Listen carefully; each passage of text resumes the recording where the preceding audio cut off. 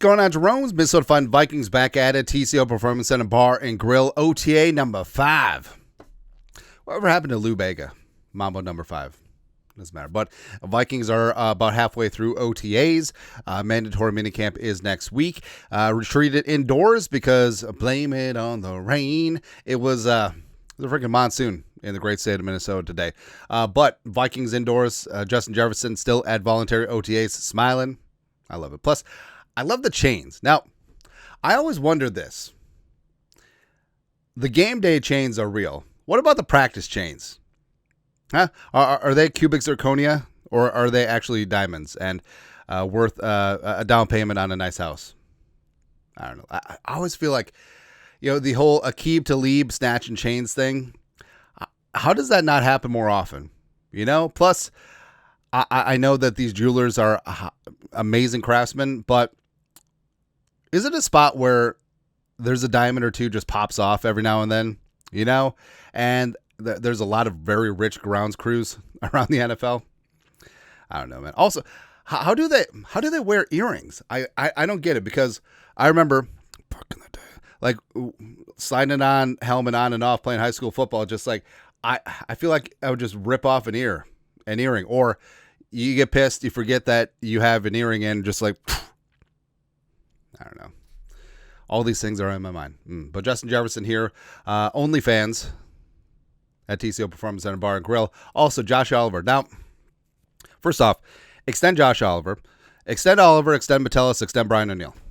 There you go. But Josh Oliver, I'll say this. So met him in person a couple times.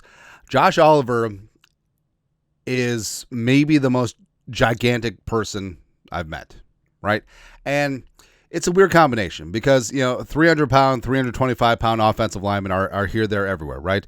And you see, 6'10", 7-foot people all the time. But Josh Oliver's like legit. I know he's listed like 6'5". He might be like 6'7", right?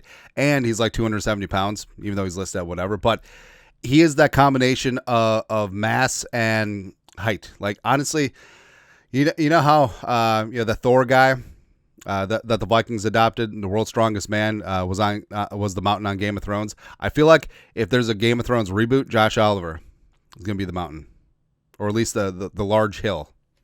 I don't know. Also, CJ Ham, best fullback in the game. Downward Ham, getting loose. That's right, man. Also, so Donovan Jackson, it's for real. So obviously he's been a star because the cameraman understands the assignment. Like, they want to see the first round pick. But Jackson, again, just having size up front. Darisaw and Jackson on that left side, long term. Let's go, man. Really fired up about stuff and things and stuff. Plus, I'm not gonna lie, I'm a big fan of special teams, right? Because it's all that hidden yardage in coverage and returns that add up at the end of the day. And no one ever talks about, the offense scored a touchdown. What about the short field? Or, the defense got to stand and now they get the ball back in advantage field position. Oh, yeah, because of special teams? Yeah, it's good. But Andrew Depollo, Joey Bagels, multi-time all-pro long snapper.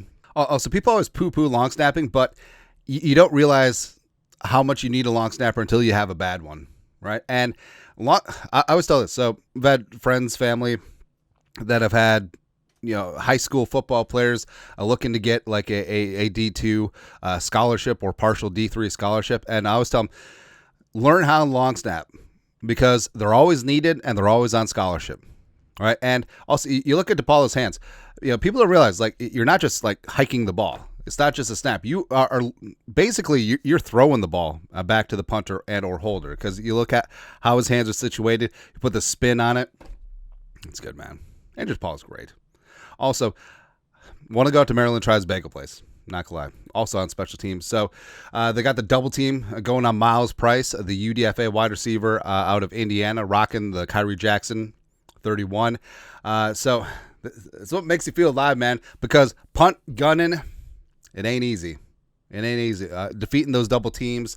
Plus, also a major thing about it, too, is commanding those double teams, right? So taking two players out of the equation for the return team, that means that it's going to free up someone else to make a play, right? So you got Miles Price, you got Tavir Thomas, you got Tim Jones all up in there. Ty Felton's going to get out there, too. I love it. I love punt gunner. Like, you knew that Everson Griffin was a football dude because the first 4 years of his career, he didn't start. And remember, he got his multi-year extension in 2014 after starting one career game. People were like all up in arms. Oh, how can you give that contract to him? Everyone knew because Everson, when he wasn't starting, volunteered to be a punt gunner. And he was really good at it too, man.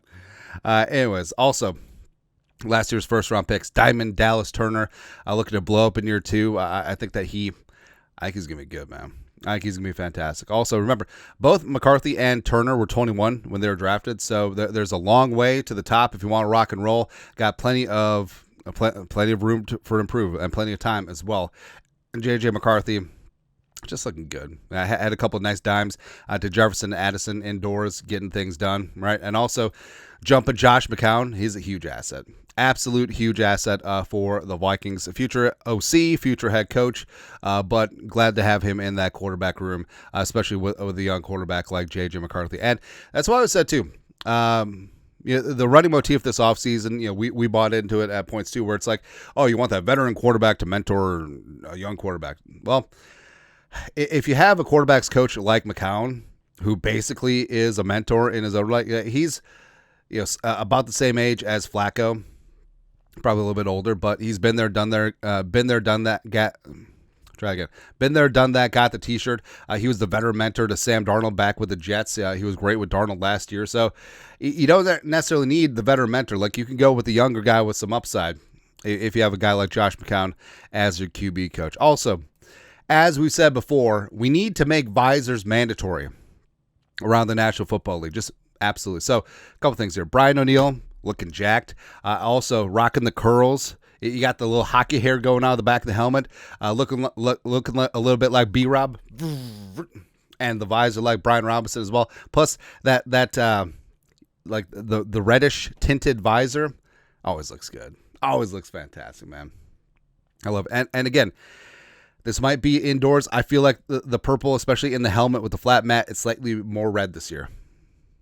Like, we need the hexadecimal number. Like, what's the 6 digits for the purple this year? I want to know. Yeah. And lastly, just making me smile. Seeing football-related activities, football-adjacent activities. And again, this one, the helmet, slightly redder. Or I may just be trying to piece together conspiracy theories. I don't know, but summer's going to be great. Lots of sun, lots of trips, lots of time with the kids out of school, but just can't wait till football's back. Just cannot wait until football's freaking back, man. But your thoughts are thoughts. Vikings OTA number 5. Let us know. Comment section. You guys are the best. You know what to do. Skol. Production value.